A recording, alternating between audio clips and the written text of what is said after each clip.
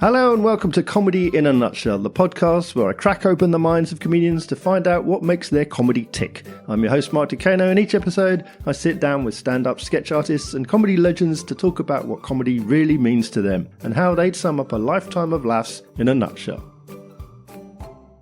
I'm the comedy nerd who's seen more than 2,000 different comedians perform live comedy, and you can find out more about my journey in comedy fandom on my website, thecomedynerd.com. Please also take a moment to like, subscribe, rate, review, and share the podcast. Thank you.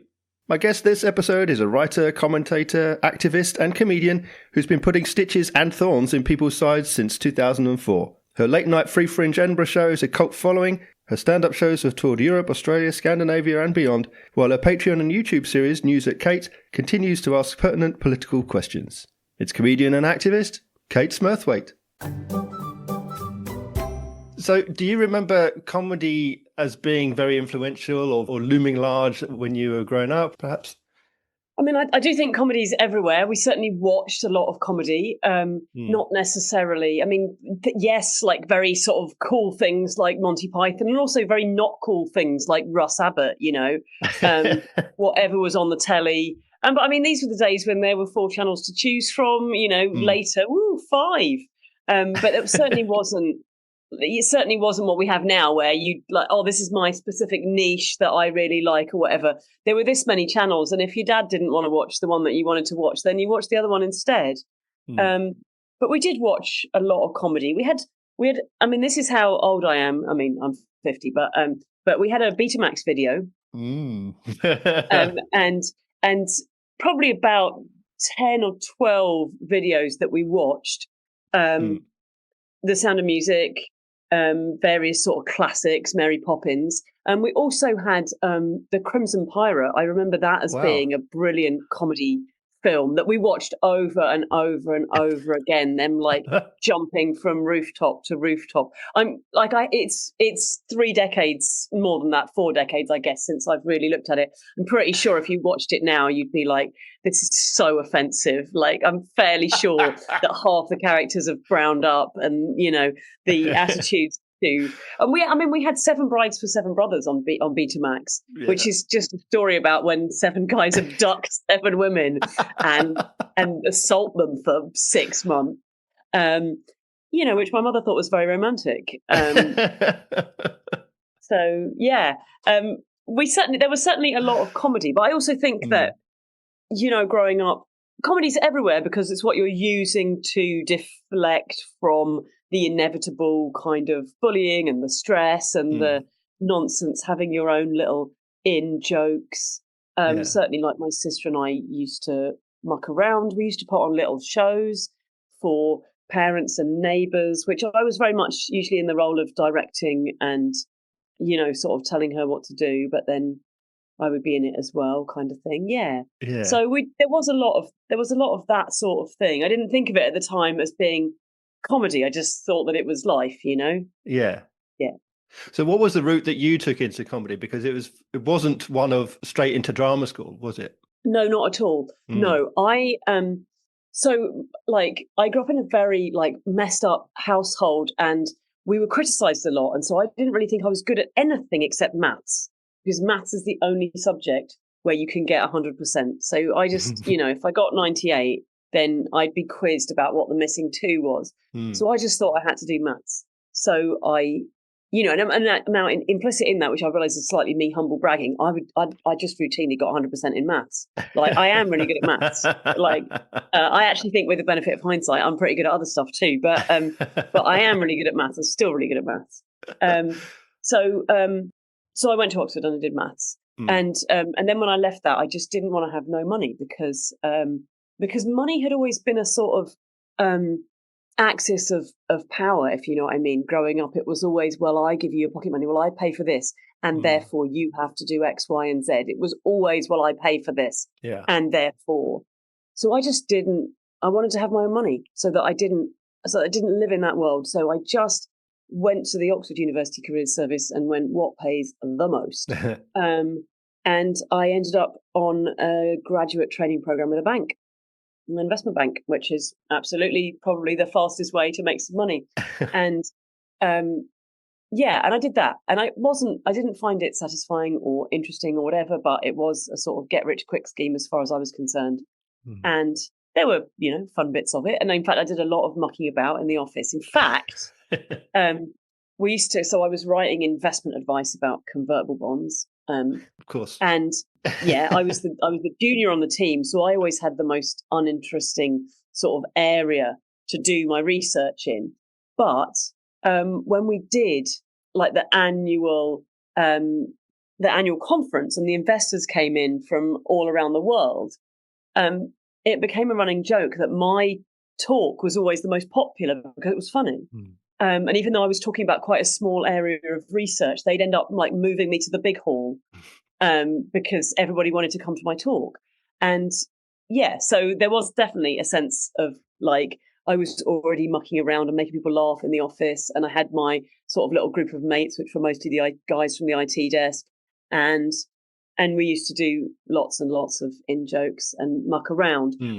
But that was still me kind of not really thinking about doing it myself, just like being quite funny in the office and having a laugh. And then in the evenings, I lived at this time in Chalk Farm, and we used to drink in the Enterprise, which is the pub in Chalk Farm. And the Enterprise in Chalk Farm started having a comedy show upstairs. Amused Moose, Hills Jago, was running a comedy club upstairs. And I used to go to that with my mates, but also on my own, like every single week. And when it was more than once a week, I went every single time. And it was a new act show at the time. And the new acts were people like, Jimmy Carr, Al Barry. And I'm trying to think of people I still gig with, Rob Rouse, Mark Felgate, and people who I don't think gig anymore, maybe, or you might know better than I do, Mark, Laurie Lewin. What's that woman called Mandy who used to be really graphically sexual? She was lovely. I can't think of her name. And I don't want to say the wrong Mandy because that would get someone else in trouble. People like this who gigged around that time. So I used to go every single week, and then after a while, I showed up, and I think that whoever was supposed to help Hills hadn't showed up, and she said, "Oh, you can have a free ticket if you help me move the stage." So I said, "Sure." Yeah. And then I started helping out there like regularly. Whenever they had shows there, I would help out, and then they started running shows in Soho, and I carried on helping out.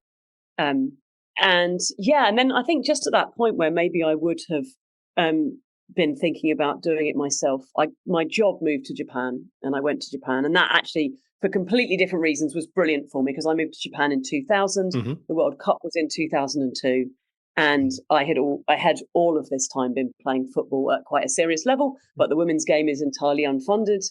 At that time in the UK, there's about 2 people making any money from it at all. Yeah. But I knew if I went to Japan 2 years before the World Cup, I could start playing much more football. And then I went to Japan, and I stayed there till the end of 2003, and I played football like 7 nights a week, sometimes semi-professionally. And I ended up on the TV talking about football and being this kind of spokesperson and all that stuff.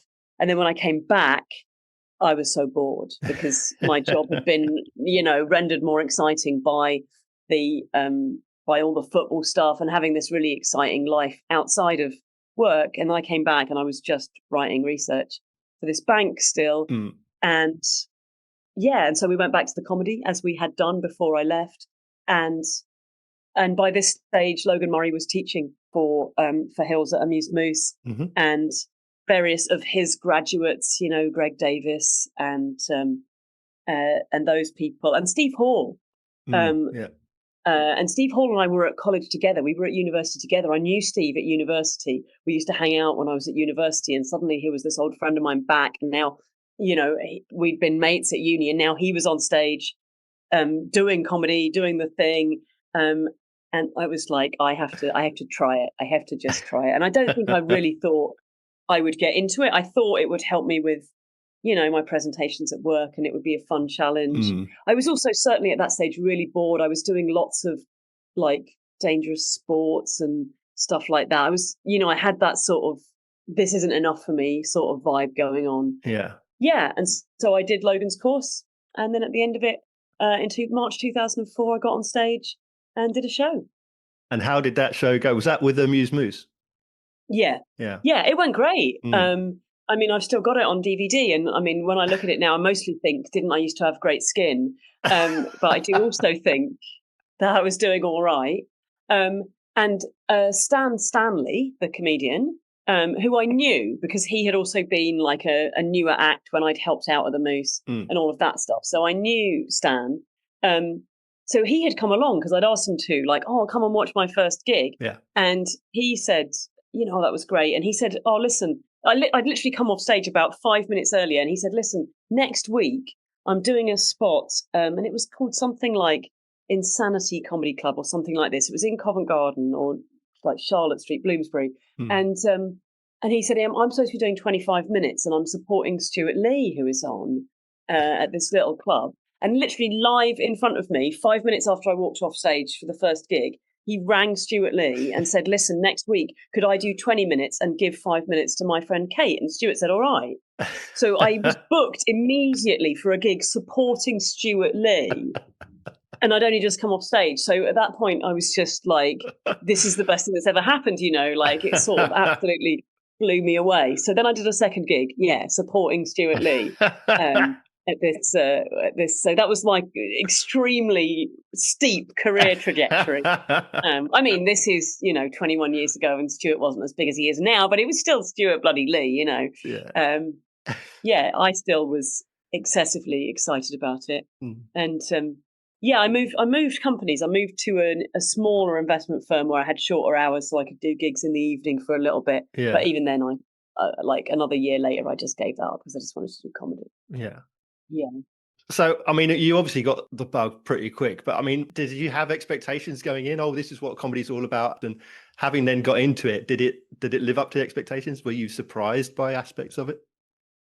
It's totally different comedy when you're in it is just, it's an absolute 180. I mean, before you do comedy, you think, oh, I really like that act. They're very good. And this one I'm not so keen on, but 6 months of actually doing it and you realize it's 80% about where the chairs are. Yeah. You move your chairs forward 6 foot and everybody's 10% funnier. You put some better music on. You see the same act do the same set in front of a different crowd in a different setup, and it works completely differently. Yeah. It's not even that one works and one doesn't. Sometimes it's just different jokes that work. Different things about it. Sometimes I have a shite gig and I think, what was wrong with that? I was, I did everything I was supposed to do. And then the next day I realized I've got a cold. It was obviously coming through. I obviously wasn't quite as, zingy as I thought I was. But also I think foolishly, and like, how can I be this foolish? I think foolishly, when I started out, I thought, women in comedy are really breaking through. I'm on some wave here of whatever. And I didn't really realize that, no, like, just like investment banking, just like, doing maths at Oxford, just like everything else that I had been through up until that point. No, the industry was going to be riddled with sexism and I was going to have to deal with that. I never wanted to be a political comic. That was never my plan. I had an interest in politics. I thought that was a separate thing, and I would write a little blog and, spout off about my political opinions. And I never really wanted to talk about that stuff on stage, but politics becomes incredibly personal, doesn't it? When it's you and it's you and it's you and it's you and it's you, you're like, I have to start talking about this. And so then I was like, oh, maybe I will do a show about that. And and now I mean, not all of my shows are entirely political, but overwhelmingly they have quite a heavy political edge to them. Yeah. That was never my plan. I just wanted to do puns about llamas, Mark, but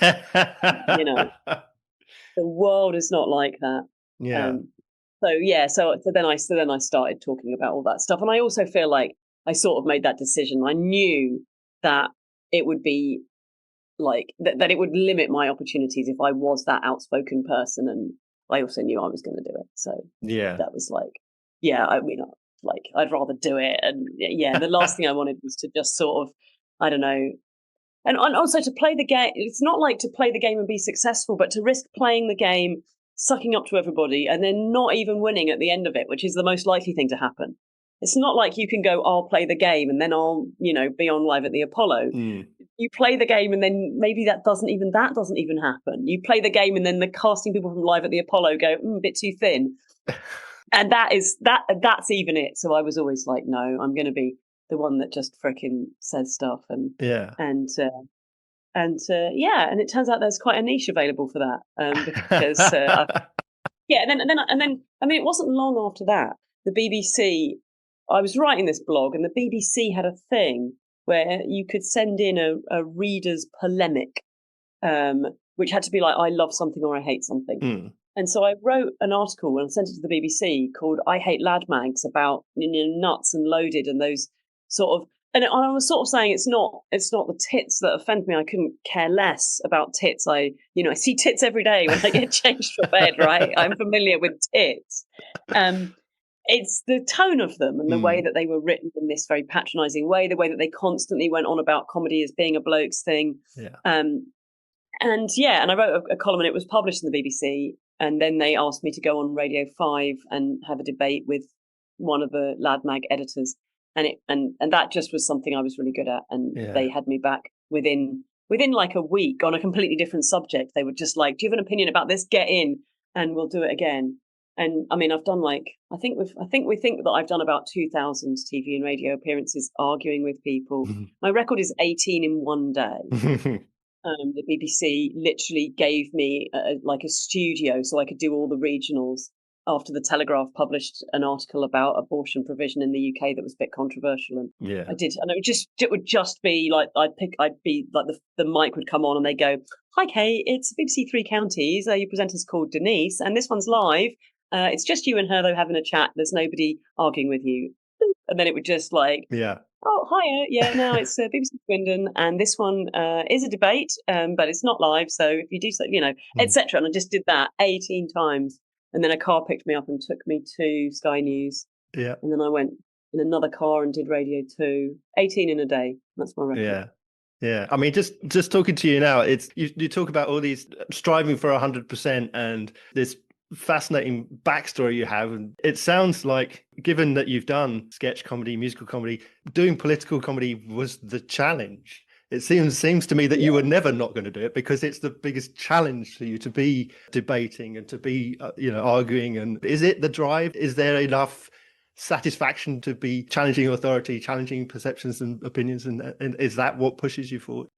I mean, I think with the benefit of hindsight, you're right. Anyone with, half an inkling could have seen I was going to end up doing politics. But I also think that you're right, that there is a sort of like, I do always want to be pushing myself. I do always want to be challenging myself. So as you'll be aware, a few years ago, I started doing a drag king show. I've done 2 hour-long drag king shows under the name Milo Standards. And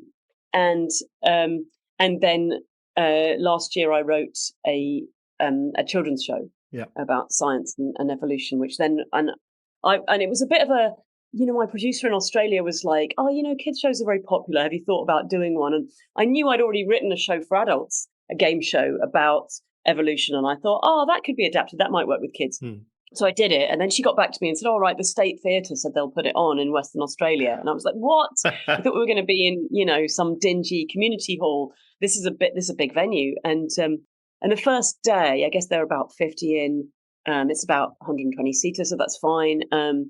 And there were like 12 adults who'd booked like comps they hadn't brought kids with them. So they weren't people who just had brought their families and worked at the theatre or something. And I was like, they have to be the award judges. And this is like day one. And I've never run this show because I couldn't practice. I mean, with stand-up, right, you can go practice at open mic nights and whatever. Yeah. You can't just rent 30 kids to practice on. That doesn't work. So I'd never done the whole show to kids before. And I was paranoid that I was going to swear at the little bastards or something like that. But anyway, I just went out and did it because I was like, well, too late. It's a shame they all came on the first day. And then at the end of the week, they said we'd got a weekly award, being one of the best children's. There were 2 weekly awards that went out that week, being one of the best children's events at Perth Fringe World. And then that meant we got invited to the awards ceremony at the end. And I thought, oh, great, because I've got a lovely team working for me, and the awards ceremony will be free drinks. So that saves me buying them free drinks. I'm like, look what I invited you to. So we went to this thing. I literally thought I wouldn't put makeup on because I thought, well, obviously, I thought there's no way I'm going to winning a thing, or like, this is just not possible. And then at the last minute, I thought, there might be a group photo of all the nominees. I guess I should put makeup on. So then when they said that I'd won, I was just like, what? And it was almost the first award that was announced. And I was like, what? Like, it had hardly gotten started, but I guess they did the Children's Award first. And then, then we've got this award, which I'm still staring at across the desk on me now. So that, and then this year I wrote a poetry show that was a bit different. I don't think that was really me trying to try something new. It was more, I just had, emotions to share because my partner died 2 years ago, and I was like, I want to talk about this, and I don't want to write a comedy show about it, but I want to write something. But that in its own way has been quite successful. And now this year, my new challenge has been that I've started doing shows in Italian. So I've done 10 open mic spots and 1 professional paid show in Italian. Yeah. Which, it takes a lot of prep, and it's very different, and I'm very new to it. But it's good. It's like it's pushing me, and I like that kind of challenge of it. Yeah. Do you sit down and set targets for yourself? Do you think, how can I make my life more challenging, more difficult? Do you have objectives you set in your mind for yourself? I mean, not really, but I do. I do. But I do say yes to stuff when and then think, what have I signed up to now? Why have I done this? What, like, I do. I do sign up. I did it last year. I did too many shows in Edinburgh last year, and it was exhausting. And then I also sit myself down and go, right, no more of this. That's enough of this. We're not doing that, and you're not allowed to do more than 2 shows per day. At the Fringe or whatever. Yeah, I definitely also. I mean, I'm 50 now, as I probably have already wanged on about, but I mean, also the Fringe is getting harder and harder, Edinburgh, because of the escalating accommodation costs, really, more than anything. Yes. So it used to be that I could stay somewhere that was central. And if you're staying somewhere that's central, it's much easier to do multiple shows in a day, because you can pop back home between shows and have a cup of tea and a lie down and get your stuff, and you haven't got to carry. But this year we're staying so far out of town that I was doing a 2:40 p.m. show, which I'd need to get into town sort of 1 o'clock for, so I could do some flyering and all that. And then my last show finished at 1 a.m, and by the time I got home it'd be 2. I would have left, if I'm going to get in at 1, I've left at 12. So I've now got from 2 a.m. to 12. That's 10 hours to get 8 hours sleep, have a workout, eat 3 healthy meals, pack my stuff up, do the laundry, ... relax, unwind. It was just too much. I found it exhausting. I wasn't getting enough sleep. Unless somebody lives in central Edinburgh and wants to put me up, hello podcast listeners. There's no way that I'm. And that means I have to choose between doing my late show and doing a kids show. Yeah. And probably my late show is what I'll do, because Late with Kate is just such a thing that I love doing. Yeah. Well, how has your relationship with the Fringe changed over the 20 plus shows you've been doing at Edinburgh, year in, year out? From when you first went up to Edinburgh as a performer, what was that impact on you? And how has, as I say, your relationship changed over that time? And then we'll get to talk about this year. So I think like everybody, I went up, all full of the sort of, dreams of overnight success and all that kind of stuff. I did my first solo show in 2006. I went to the Fringe in 2004, although I had been to the Fringe before.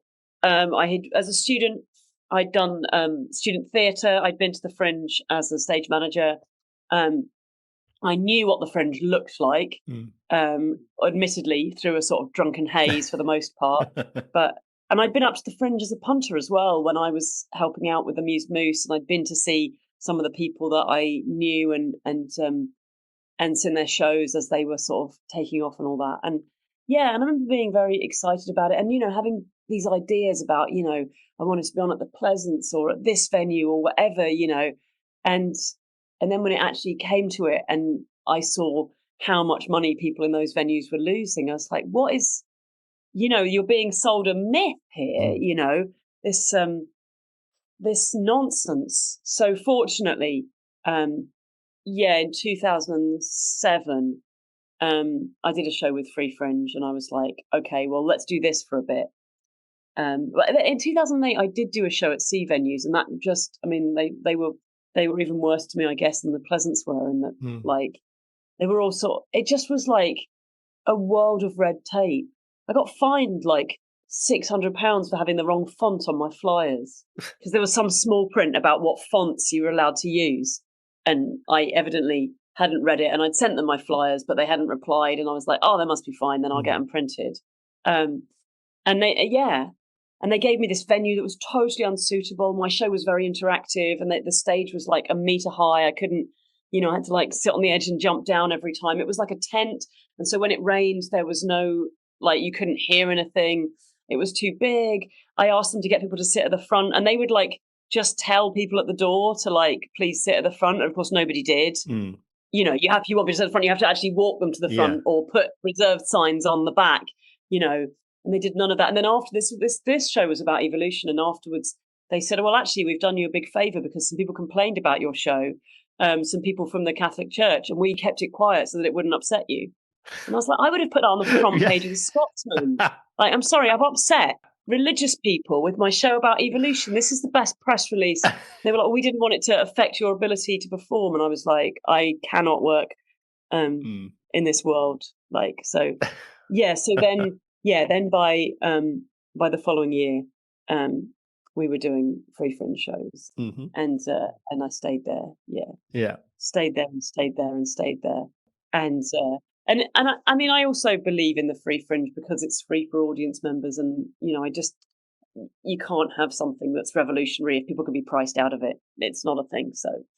So it works very well for me, and it's much fairer financially. That said, I mean, every year it seems like the Fringe itself finds a new way to rip performers off, and I was so angry about it.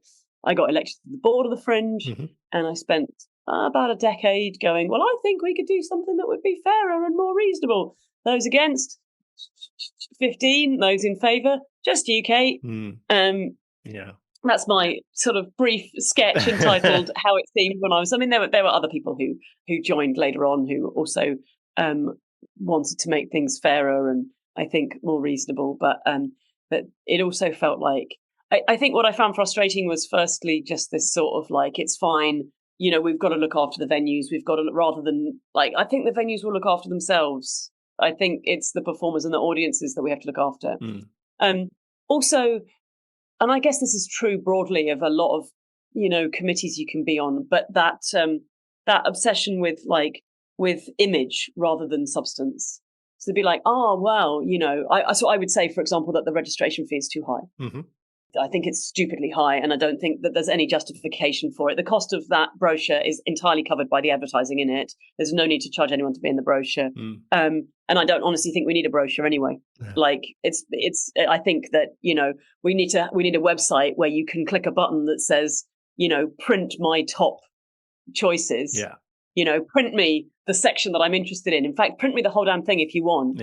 But I think a print button on the website is all that's needed, not thousands and thousands and thousands, about 100,000 copies they traditionally make of this brochure that ends up getting used as a doorstop. And so I would be like, this is too much. We need to, and the response always seemed to be like, oh, we need to communicate better about the value of this thing. And I'm like, what value? Like, I know what's on offer. There's a Meet the Media Day where you can stand in a queue for 4 hours and meet someone who's not interested in your work. There's a brunch where we talk about mental health, but that could be provided anyway. What would you pay for that? A couple of quid. There isn't a great deal of further value in there, and I don't think we need to communicate better about the value of it. I think we need to make it better value, and I think that's so typical of what happens with committees. We need to emphasize this. And I hate what the sort of direction in which they seem to be going in a lot of ways with, so first of all, this Keep It Fringe funding, where they now decide what counts as fringe. Because that just strikes me as, and I walk around Edinburgh and I see posters for shows that strike me as very mainstream from performers who I know don't really need the money. And I know that because they've spent the money on a massive green poster that's on Princes Street that most performers could not afford. And, what is that poster doing apart from redirecting some of my audience to their show? It's just escalating the competition with my money if I choose to go in the brochure, which these days I'm increasingly less inclined to do. So that seems unfair. And also this idea of like, we'll decide what's new and innovative. Yeah. Like that. This is, and it draws me back to like my early days of being very involved in feminist activism, that you would get these organizations who would be like, we want to promote more women. So they're run by men and they're like, no, we must find brilliant young women. And then they would appoint the most innocuous, smiley, bland, unobjectionable women who were like half their age and had perky boobs. And they'd be like, look, equality. And you'd be like, but there's all these like angry middle-aged women who want everything changed. And you're like, oh no, we couldn't possibly have them. I mean, they're, like, so you haven't really done anything. What you've actually done is massaged your own ego. Feminism is not accepting young, pretty women as apprentices. It's accepting old, ugly women as your boss. Because the opposite isn't really giving women more power. In fact, it's giving you more power over some different women that you quite fancy. So I feel like there was a lot of that. And I recently, I know they've been doing this thing with like Phoebe Waller-Bridge and highlighting like the success stories of the Fringe, and every Fringe they email me and say, what opportunities has this led to and all this? And they never say, did you just lose a like F ton of money and have a shitty time? But some people do. Yeah. And until we tell that story as well and go, look, let's be realistic. Not everybody comes out, did you go to the Fringe and get 0 reviews? Did you go to the Fringe and spend a lot of money and then have a mental health crisis? Because that happens to a lot of people. And I don't like them, or it's like how the National Lottery just shows you the winners. Well, that's not the story of the National Lottery. The story of the National Lottery is actually millions of people who've just lost a few £100 over the years. That's the story of it. And there's one guy who's made money.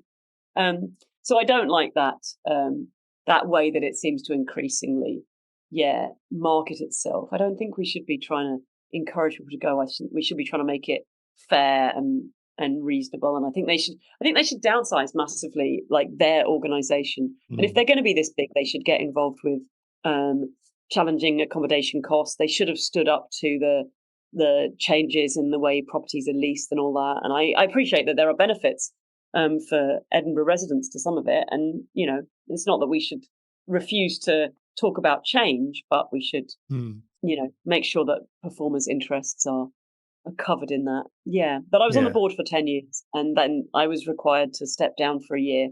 And I haven't gone back. I've said before, when a majority of people who really want to do something different are on the board, I'll come back and take over the whole damn thing. But I'm not coming back to, to constantly lose the fight. I haven't got the strength and the energy for that. Also, it must be said that post-pandemic, they have all their meetings online. And the one upside to being on the board was that you'd get to like go up to Edinburgh 8 times a year for meetings. And then I could, sleep around in nice hotel rooms with pretty Scottish boys, which was, always a side bonus of being on the board. Whereas, these days you just can't do that on Zoom. It doesn't have the same effect. So, such is life. Well, let's talk about this year a little bit, because on the subject of accommodation costs, of course, Oasis Gate, the Oasis effect. Tell me about that, because your reels online about this is what happens when you put a massive reunion tour on at the time of the largest arts festival in the world. They will clash. I mean, I was in Edinburgh that month and everyone was talking about Oasis and everyone was talking about how rooms were emptying and everyone was talking about how accommodation costs had doubled or tripled. And yet you post that, you say that, and it got, let's be honest, a bit of bile and vitriol in return. So tell me about that, but also about broader your experience at Edinburgh this year. So this year just gone in Edinburgh, when Oasis were in town, we already knew that we'd seen these horror stories. There were like Airbnb rooms that were like £23 a night in January, £60 a night in August, and then like £1,000 the nights that Oasis were in Edinburgh. So we could already see what was coming. And we've been talking about it. And that's one of the reasons why our accommodation was so expensive. And even then, I'm very fortunate, like I'm pretty well connected. We were getting accommodation from somebody who was like, oh goodness, poor performers. I won't put my prices up, astronomically. I'll be fair to you. I'll be nice to you. And I know lots of other people weren't having that much luck. about 2 days before the first Oasis gig, I went out to flyer my show, and I could immediately feel like, ominous feeling about it, because it was just groups of guys coming past in Oasis shirts and the little, whatever they're called, what are they called? Like hats. The bucket hats. Like, what do you call them? Bucket hats. Bucket hats, that's what I call them. Yeah, bucket hats. Little bucket hats, Oasis shirts. Every bar in town was playing Wonderwall, and nobody was taking flyers, and I'm pretty chatty, and I know how to flyer, and I'm like, this is, and I was like, oh, well, maybe some locals will figure out this is a good time to come and it'll be quiet or whatever, we'll see. But I get into the show and I don't have any audience at all. And it's not that I've never had that experience. We've pulled shows before. It's the world's biggest arts festival. Everything happens from, oh my goodness, I'm really sorry, you'll have to wait. You'll have to come back tomorrow or the next day. We'll give out tokens at the bar. It's certainly in 2021 post-pandemic, when I feel like what happened that year was like 5% of shows came up and 10% of audiences, and all the reviewers. So that year was amazing. On day one, the Scotsman came and saw my show, and they gave me 5 stars immediately. They've never been before or since,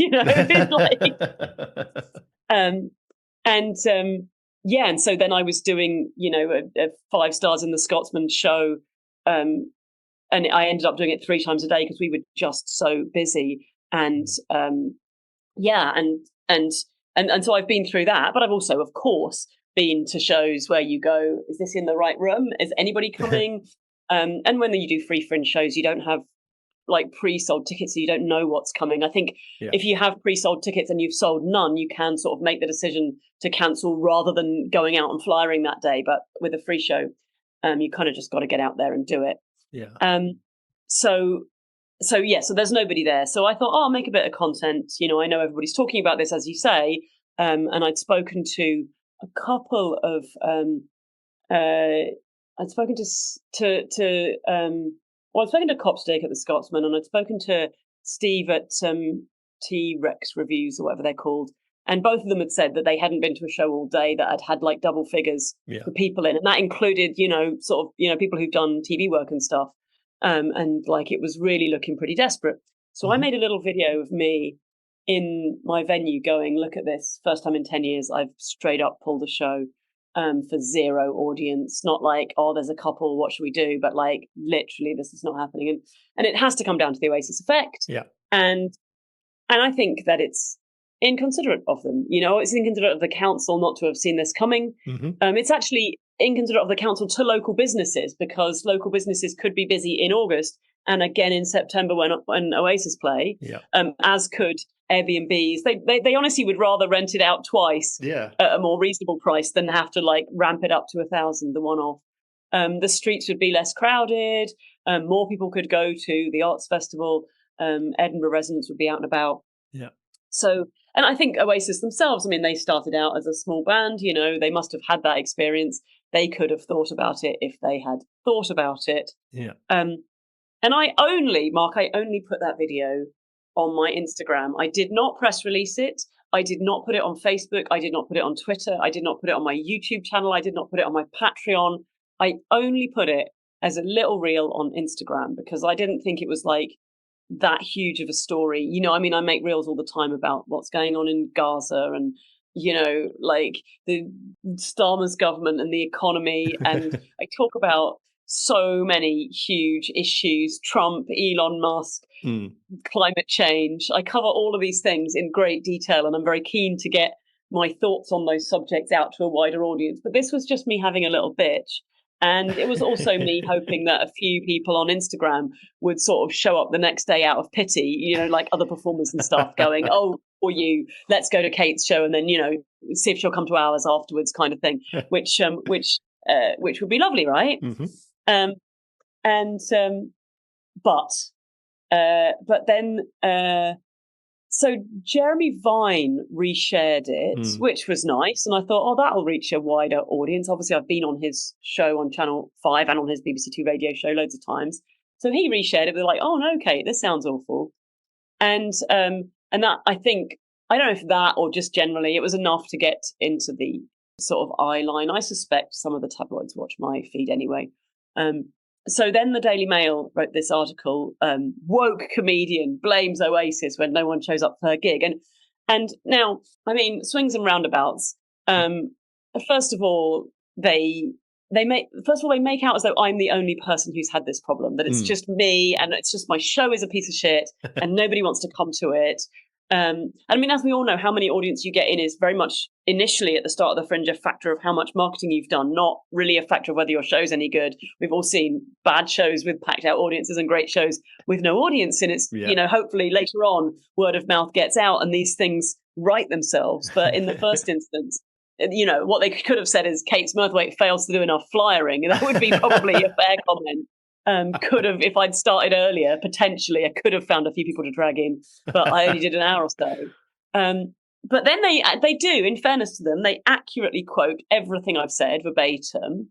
And then they write 6 paragraphs about how I don't shave my armpits, which is not strictly relevant to the show, but I think they're trying to demonstrate how woke I am or something. It's also amazing to write 6 paragraphs about something I don't do, because there are a lot of things. I mean, I don't drive an HGV, but they've not covered it. To be honest, I don't do a lot of creosoting, but it just doesn't seem to have come up. You can't. Yeah, I don't wear tights on my head, but I don't need to write a paragraph about that. It's like Kate Smurthwaite, whose body is in the natural state in which it standardly would exist if one, that is true. It is. And I mean, it's true that I've been on TV and radio and talked about that, but only to say, why the hell does this matter? What's it got to do with anybody? So, and then this is picked up by The Sun, The Express, Manchester Evening News, all of the comedy press, Chortle and all of that. There's an article in The Scotsman which is a bit better in that it points out a number of other performers who've also pulled shows, and it also talks about their own research into escalating hotel prices. So it does cover all of that stuff, and I think this is hilarious, right? So because my show is political and whatever, I just update the show and I put all this stuff in, the media should be talking about real issues. This is the rubbish it's talking about. It's also fascinating because if it is true that loads of shows have been pulled because of the bad timing of the Oasis gigs, then that's kind of a news story. Okay, I can understand wanting to cover that. If, however, crazy lady blames Noel Gallagher because her own show is shit, right? That's not news. I mean, the fact that out of 8 billion people on the planet, there's one crazy lady who's pointing at somebody else when her own work isn't up to standard. That's 100% not a news story that they should not be covering if that's true. Their own tone of coverage negates the validity of the story in the first place. Anyway, we plow on and I'm talking about this in the show and I get a bit of coverage. And of course, some people come just because they've seen me being slagged off in the Daily Mail and they're like, oh, we've never heard of you. You sound like you might be doing something interesting. Yeah. And then Oasis have added a gig on, I think, the Tuesday. They do the Friday and the Saturday and they've added a gig on the Tuesday due to their overwhelming popularity. And Noel Gallagher comes out on stage. I should say that the Daily Mail has quoted accurately from my website and called me a left-wing, atheist, feminist, polyamorous, political comedian and activist, right? That is them accurate. I mean, it's the first time the Daily Mail have got anything right, but that is, they've just quoted it off my website. That is how I describe myself. Left-wing, feminist, atheist, polyamorous, comedian and activist. And Noel Gallagher walks out on stage and goes, all right, are there any lesbian atheists in? Which is just madness. Nobody in the audience knows what he's talking about because what percentage of them actually read the papers? They do, I mean, no offense to Oasis fans, but they're not known for their, insistence on never missing an episode of Newsnight, are they? And then he goes, fucking disgraceful. What's this country coming to? As though I've slagged off his work and his music or said it shouldn't. I mean, I've just asked if he could do it in September or in Glasgow. Those are my main suggestions. I haven't, called for his decapitation or anything. And then he goes, this next song goes out to all the lesbian atheists or whatever, which just leaves the audience confused as to why suddenly Noel Gallagher's got a bee in his bonnet about religion and sexuality. Also, he evidently can't tell the difference between a feminist and a lesbian, which is, sort of hilarious. And also it's just hilarious that he's doing a sold-out 67,000-seater stadium and I'm performing in an empty 44-seater room and I'm still all the way up his nose for absolutely no good reason. So then obviously I got the clip of that and I put that into my show as well because it's just kind of unbelievable that would happen. But I mean, I feel a bit like that's sort of happened so much throughout my career. I say something which strikes me as absolutely normal and reasonable and boom, somebody hits the roof about it. I go, oh, I see my show's been pulled and I think that's unfair because of this. And they're like, that's it. She's livid. She's enraged. But I am quite enraged, but actually not about Oasis. I'm quite enraged about, Netanyahu. Strangely enough. Yeah. Well, let me ask you this. Given politics as it is currently, when it goes from laughable self-parody into the truly horrifying, do you find it difficult to joke about that? Is it becoming harder? I mean, yes, it definitely is. But I'm also, I know from when I watch The Daily Show or Last Week Tonight or some of my favourite political comedy shows, sometimes they do have a choice between saying something serious. They get to a point where they can make jokes about this and this and this. And then there is a sort of choice, really, whether they're going to go light and talk about a lighter subject and make jokes or whether they're going to go heavier and just say, this is not funny, but I need to talk about it. And I would always rather they did the latter. I would always rather they went, listen, there's nothing funny about this, but. Yeah. I mean, that said, I think there often is humour to be found. Of course, you don't want to be mocking the victims of the situation or making light of the crimes that are being committed. But there's often humour to be had in unpicking, the lies that they're telling themselves and that kind of thing. So I think there is still quite often humour in it. But when it comes to a point where there isn't, I'm like, that's fine. And in fact, one year I got a chortle review for my show and it said, Kate sometimes, I mean, I'm not directly quoting, but Kate sometimes misses out on laughs in her efforts to make an important political point. And that was written like it was a criticism. And I was like, yeah, no, yeah. And like my online video series, sometimes it is funny. Like when I feel like it, we do make a funny one. I do characters from all the different political parties and they're usually funny. Like the Reform woman is hilarious. But also quite often it's just me sat in front of this camera with this green screen behind me going, right, okay, sorry, serious one. This is a mess and, do something about this, speak up against this or whatever it is. Because, I don't think that we have to draw those lines. I mean, if you look at something like, The Daily Show, also if you look at something like Private Eye, there's lots of funny stuff in Private Eye, but there's also whole, essays on things that have been misreported, information that's not getting out there. And I consider myself a comedian, but I always say comedian and activist because it's, sometimes I just want to go across that line. Yeah. Yeah. And I was going to say, are there things that you keep in because they have to be said rather than, even if they change the tone of a room? But I mean, I think you pretty much answered that. The message is more important. Yeah, absolutely. And there's definitely times when I think, well, but I'm going to talk about it. Yeah. There are also subjects which I think are like kind of not ideal for. I think there are subjects where the media likes to stir up debate and it's unhelpful. I think we get a lot of this. Yeah, I think we get a lot of this. Like, I mean, the really obvious one is trans rights. It's not that I don't have a view on the subject. I don't want to make that the center of what I'm talking about comedy wise, because I just think that I think that the idea that women and the LGBT community are in conflict is actually kind of misleading. I know a handful of people on either side of that who have a view that might be unpalatable to the other side of that, but I actually think that we're on the same side. And you don't really see like fascists going, well, I actually hate a different color of brown people to the brown people that you hate. They don't pick out on that. They go, well, we're all broadly on the same side. And of course, there are crinkles that could be ironed out. I mean, yeah, I mean, if you look at it, and now having said it's a subject I prefer not to talk about, but like, if you look about at the issue, like one of the big issues that always comes up is trans women in male prisons. And of course, it's not fair to keep trans women in a male prison. That's ridiculous.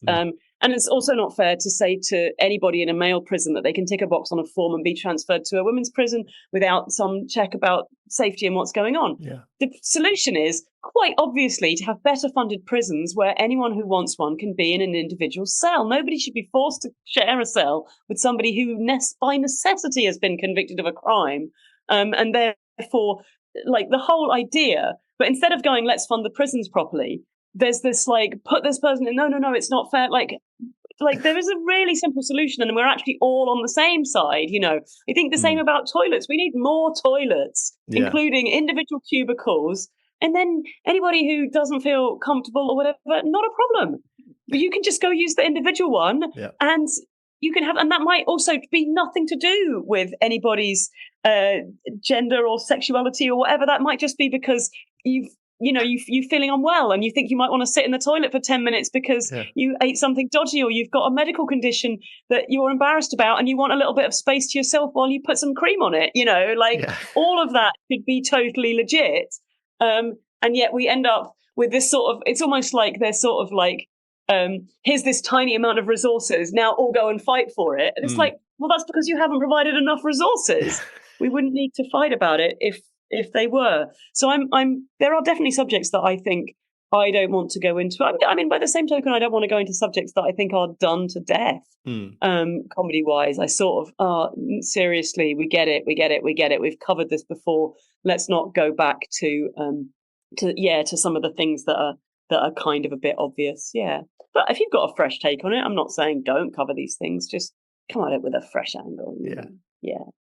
You said about some of your favourite political comedy that you watch. How are you as an audience member? How do you watch comedy? Do you watch it the same way that a punter might? Do you have an analytical comic eye, or do you just not watch it now? No, I watch tons and tons of comedy. And I would say that when I watch things like Last Week Tonight or The Daily Show, then mostly I'm watching it like, this is great. Like, what are they doing here? Like, this is lovely. And I'm enjoying it, but I also might be going, oh, that's interesting. I'd love to do something like that. Well, that's a great way of doing a take on things. When I watch like newer comics, up and coming comics in the UK, and this is going to sound really bitchy, but to hell with it.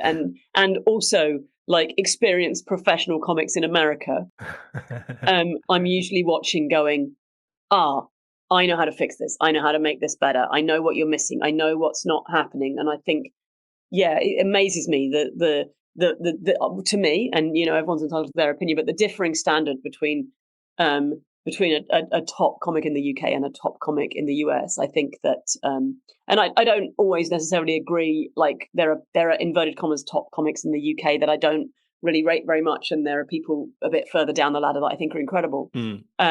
But in the US, I constantly hear, "Oh, this person's amazing," and I'm like, "Really? That's it? That's it?" But I think because I do so much comedy teaching, I kind of find it quite hard to take my teaching, and then I do quite a lot of writing for other people and directing for people and all of that stuff. So I find it quite hard to take that hat off. So I go to shows, and then afterwards I'm like, I've got 3 extra lines for you. So you should say this, and then this bit doesn't quite tie in, but if you phrased it like that, here's some notes I've made. And obviously, I mean, only if people want them. But no, last night I was at Poodle Club in Sydenham in South London, and the guy who was opening, lovely comic, fantastic. And then afterwards I was like, there's a line. When you talk about this, you could do a joke about that. This would tie back in with that. And he was like, oh, can I use that? And I was like, oh yeah, please do, because I find it quite hard not to be like sort of there with a pen, like I'm marking homework or something. But I think that's inevitable. I think that's why I would never go into the sex industry. Like, like working in comedy makes you way too analytical about comedy. And I'm happy to have my enjoyment of comedy, broken down into this, complicated analytical thing. But I quite like my sex life to just be for fun. You said there about UK and American comedy and comedians. Mm. And again, this is something that fascinates me. You've toured widely. Mm-hmm. How has your experience of cultural, regional differences? How does what you do change according to where you are, or attitudes towards your comedy change to where you are? I mean, British comedy doesn't work very easily in the US. The US is a very different Mm. kind of environment relative to the UK. Yeah. On the whole, US comedy is typically very, very acting based, which is understandable because they have a very well developed acting and movie industry. Mm-hmm. They have a relatively underdeveloped comedy industry just for geographic reasons. America is too spread out. I can probably do 200 gigs that are, a one-day trip from London, where I could come back the same night. There are probably 200 like towns within, that kind of commuting distance of London where I could, drive or take the train that are big enough to justify me going out there and doing a gig. Whereas the US is much more spread out, so I'd have to fly, and that means it's got to be a bigger town. So if I'm going to fly there, I've got to justify the cost of my flight. Whereas the way to make money in comedy in the US is to get a bit part in a Will Ferrell movie. So a lot of US comedy is that kind of like, Mexican waiters, what are they like? Like immediately doing an impression of a crazy Mexican waiter. And then it's like, and what about those posh ladies with the dogs and the handbag? Oh my God. Okay. So you're kind of just auditioning for a range of roles. And I think some British comics could really benefit from more of that, like from more of like bringing their stories to life, being animated. I love that style of comedy, but it is, in the US, it's kind of all there is a lot of the time. Right. There are a few like one-liner merchants and stuff, but the rest of the world is a little bit more, I would say, on a level. In terms of style, I don't think I need to make any adjustments when I tour to Australia or whatever, or even. Ireland, Scotland, around the UK, but I do have to check my references to go to Australia. So one of the first things I do is I sit down and I go, right, do you know who Shabana Mahmood is? Okay, you don't. But you know who Boris Johnson is, right? Yeah, you do. Okay, so I'm looking for somebody in politics who you would think is left-wing but isn't really. And then someone will suggest someone. The themes are always universal. So you always find someone, but you do just have to go through it and go, okay, Posh Spice, do you get that? Do you know who she is? Okay, you don't. You're not familiar with who I mean by that. Okay, right. So I'm looking for somebody who is famously, too rich and, too thin or whatever it is, that super famous, but nobody really rates her as a musician. Okay, right, great. Like now I've got that. And you can try it out. And actually people love it when you've got the right local reference. It's like that sort of, at least I'm not from insert name of local town that nobody likes. Yeah. Humor, but when you get the right local reference, they're delighted. And I don't even think that there's really a difference in terms of what I do when I do it in Italian, although what I do in Italian is quite different because I'm doing alien perspective. I'm doing that style of comedy, which I have no or very little of in English because I'm not an alien in British culture in any way, really, or not in any major way. When I do shows in Italy, I talk about my view on Italy and Italian culture and my experiences with, Italian guys and Italian food and going to Italy and all of that stuff, because that's what, you can't just wander on with my accent and not talk about it. It's all there. They want to hear about it, which is quite fun in a way. I guess it's some of the least political stuff that I've done, although sometimes there's still a bit of politics in it. And you mentioned that award earlier on. So did I? Yeah, got in quick with that. Yeah, threw that in there. How about awards and competitions and competitiveness? We've talked about you challenging yourself. Are you a competitive person? What about the competition between shows at Edinburgh, which we've touched on? Where is your competitive streak, if there is one? I've won that children's show award that I mentioned. And then in 2013, I won a 3 weeks Editor's Choice Award, which means that they declared me personally, not a show or anything, but just me personally, one of the 10 best things about the Fringe, which was a really lovely thing to receive and to win. Aside from that, various, open mic night at Oxford Street Comedy Club, there are various odd competitions that I've won, but nothing major. I was never really in the final of any big competitions. And I think I'm sure if I'd won one, I'd tell you that they were the be all and end all. But I think especially new act competitions, and to some extent comedy competitions themselves, are like they're not encouraging the best of the industry. So firstly, they are often laid on rather cynically. We all know that if you want to win a competition, you have to get all your friends and family to come and be in the audience and cheer you on and vote for you. Lots of competitions straight up rely on audience votes, which means they're entirely riggable if you want to. But of course, your friends and family will have to pay £10 each to come and see you. You're almost never being paid to be on stage in those competitions. And I sort of go back and forth, therefore, about whether to enter them. I also think that new act competitions are particularly dangerous because they rely on this. We're looking for the best comedian who's been going for less than a year, less than 3 years. And that's quite a sort of arbitrary thing, because I think if you, what were you doing before that? Were you already an actor or a performer of some kind, and now you've transitioned over to comedy? Well, then you have a huge advantage over somebody who worked in data entry and has now decided to step up and have a go on stage doing comedy. So it's not really a level playing field. But also, where is the glory in saying I'm really good at this and I've only been practicing for a short amount of time? Yeah, I'd rather just see someone who's really good at it, and I'd rather they've been practicing for ages, actually.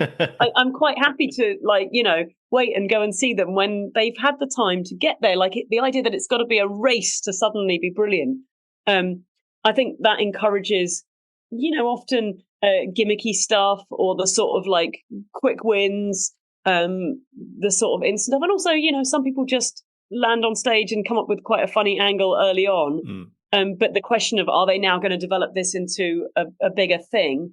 You end up with people winning competitions where you're doing 5 minutes and then being told, well, you were great, now do an hour.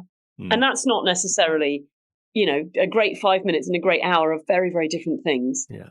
I really hate this idea of we're looking for the next big thing in comedy. Maybe somebody who's never been on stage before. I just think the next big thing in comedy is somebody who's on stage now, getting the hours in and getting great at it. And I think that we sort of undervalue the experience and that sort of long career kind of quality. And instead they and I think that's because, to be honest with you, a lot of people in comedy don't understand what comedy is and how it works. And they think that it's like this unbearable myth of funny bones and you're just born that way.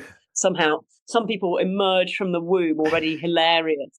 And other people, in big inverted commas, just aren't funny, which I'm told all the time. Well, the trouble is, you're just not funny, which is kind of hilarious, because if I'm just not funny and I've made a professional living at it for 21 years, I'm a genius. I mean, that's incredible.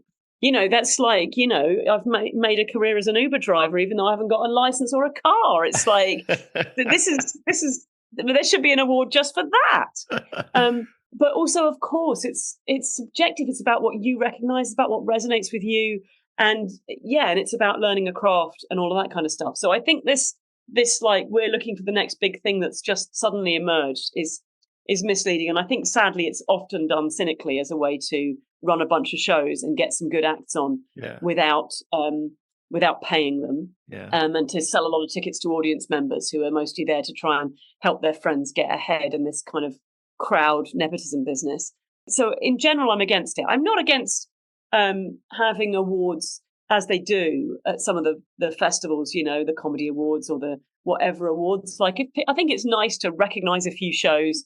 I think it would be nice to break it up a bit rather than doing the best comedy show, because I think that's quite I think it would be nice to do the best sketch show and the best humorous play and the best one person stand-up show. Maybe have a one woman and a one man show, and then have a best double act or best musical comedy act, best political comedy show.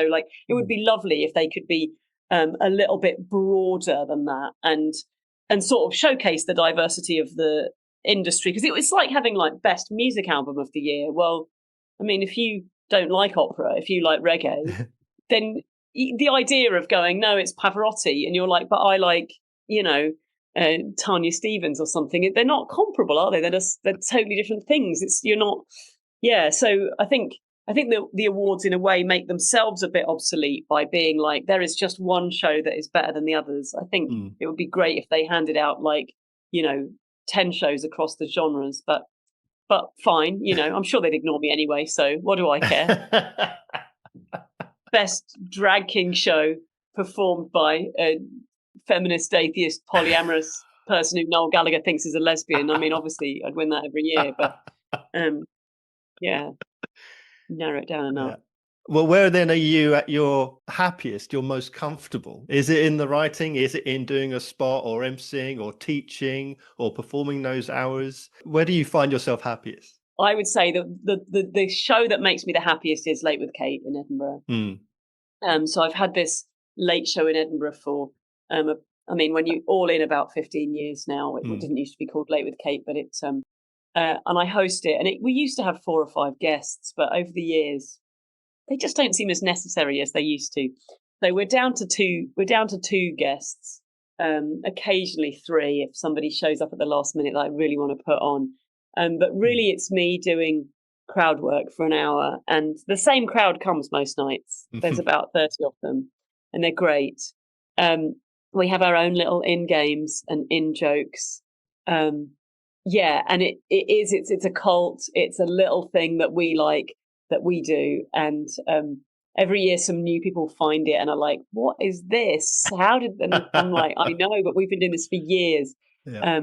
And I never put the same act on twice in one Fringe. But loads of often super famous names come down and do it. Arthur Smith has done it. Mitch Benn always comes and does it because they just enjoy the show and it's fun. And also, magicians come and do it. And I've had singers and dancers. And, one time this woman in the audience said she was a flamenco dancer, and I just booked her to perform the next day. And she said, she said, I need a wooden board to perform, and I can't perform on carpet. And then just some guy at the back, one of my regulars, a guy called Phil, said, I'll bring a board. I only live up the road. She just showed up with some floorboards and put them down. And then she flamenco danced on these floorboards. It was just beautiful. And so many like one-off things have happened there. One year. So one of the games that we like to play with the audience is called the film game, because I never watch films. I haven't really got the concentration span. But I always joke that I don't need to, because if you tell me the title, I can guess the plot. They shout out films and I guess the plot based on the title. I've been right twice. It turns out that Space Jam and Ratatouille are obvious. But often they shout Sharknado and I explain that it's an obscure Armenian art house film about a man pushing a broken bicycle up a hill in the pissing rain for 45 minutes. Or whatever we feel like saying. So one year, I think pandemic year, like 2021, Richard Branch, fantastic improviser, came down to do a guest spot on the show, but it starts at midnight, and he was pretty drunk when he showed up, and I thought, I don't think I should put him on. He's kind of obviously started early today and he's having a nice day, but he's a bit merry. So I said, oh, come on with me and we'll MC together. And the audience was shouting for the film game. And so I said, all right. So I explained to Richard, they're going to shout out the name of a film and you have to explain the plot just based on the title. And he's like, okay. And then somebody shouted June. And he spent 15 minutes explaining how it was a biopic of June Whitfield. It's just like her early days in the Welsh rep and all this kind of stuff. Like, just went through her entire career, and it was just like, and the next day he could not remember a word he'd said. Like strange and magical things happen at my late show. We had a sign language interpreter one year who completely upstaged one of the acts. And even the act was going, I feel like I'm at the world's greatest comedy show and I'm not even the best bit of it, like what is going on here? And people bring me, and also we have like little emotional and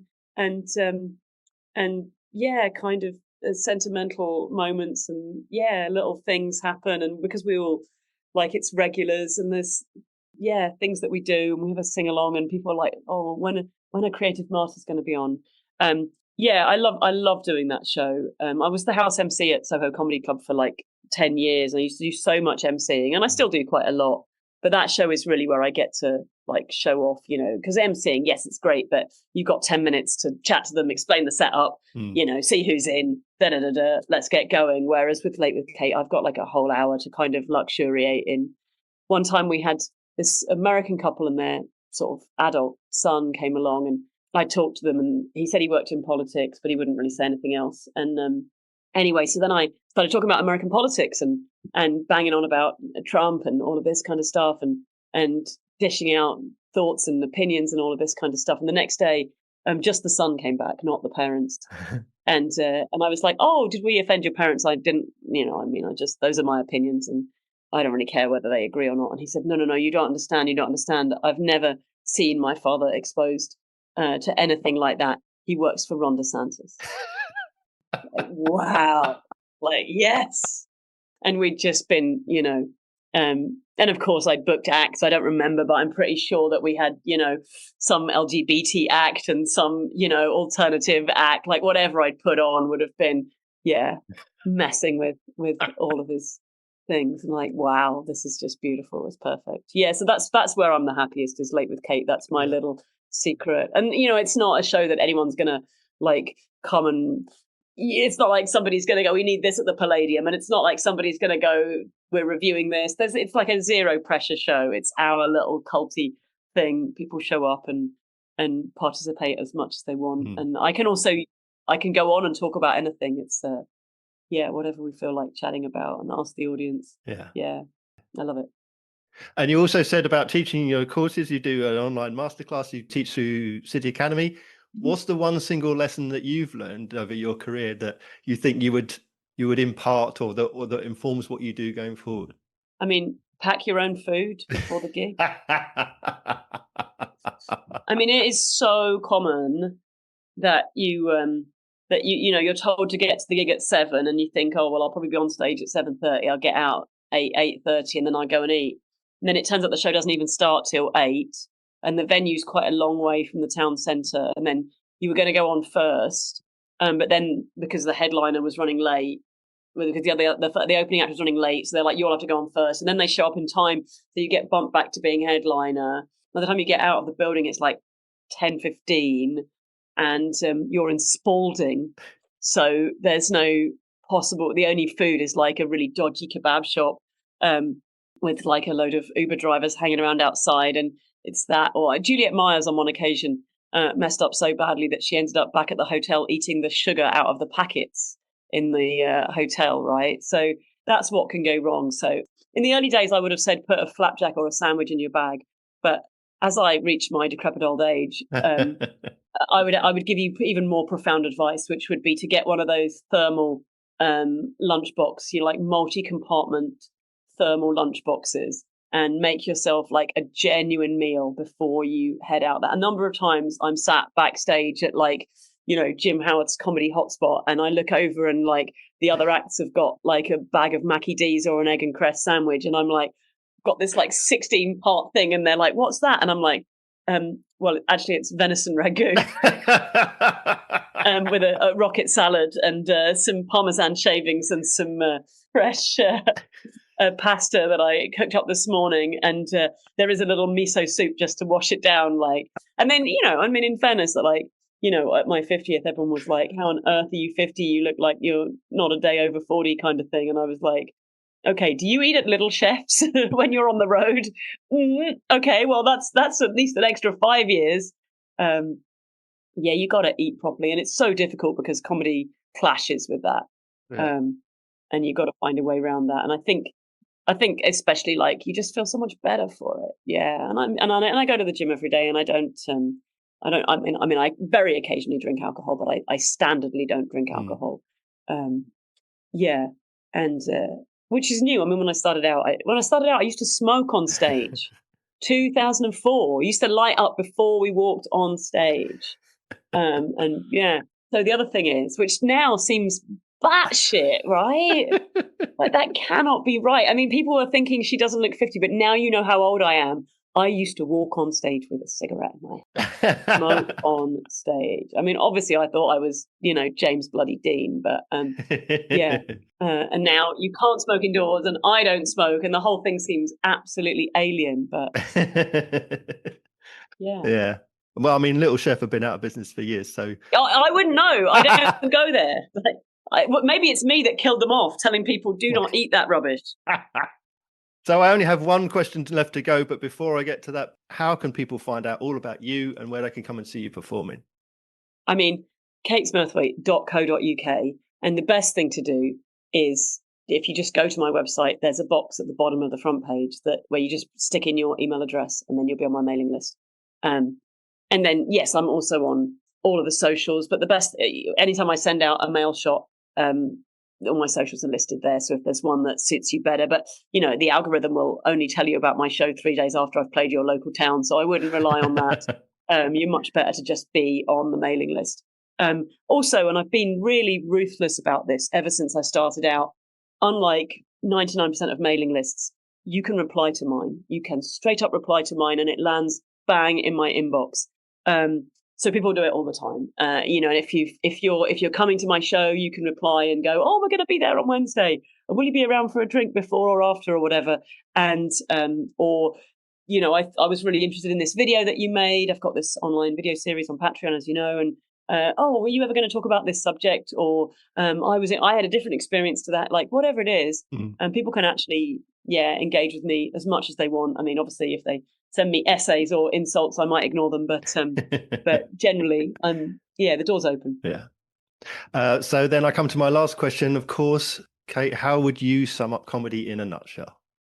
Well, comedy is like when we're breaking an expectation. Comedy is when the audience has an expectation and we break it. And it frustrates me so much, especially as a comedy teacher, when you see people who've sort of jumped on stage thinking that things are funny because they're funny to them and without really thinking through, like if you can't write down what do the audience think I'm going to say and what do I actually say, or what do the audience think I'm going to do and what do I actually do, if you can't see that, then it may well not be a joke. And you might want to go back and write a joke. And it's also why you can't write comedy in a linear way. You can't just write blah blah blah blah blah continuously. You've got to. And I say this to my students. I run also a comedy writing club at home with lots of like newer acts on the circuit, or like actually some very experienced acts come around once a week, and we all write together. And I give them lots of feedback. And I'm like, if you've written 4 or 5 words, stop. And now give me 10 different options from there. Because if you haven't, if you just keep writing, then what you'll write will be the thing everyone was expecting. And that's not funny. That's not funny. You have to stop every 4 or 5 words and write in a non-linear way. Otherwise, it's not comedy. Kate, thank you so much for being my guest. It's been such a joy having you on. Thank you. My pleasure.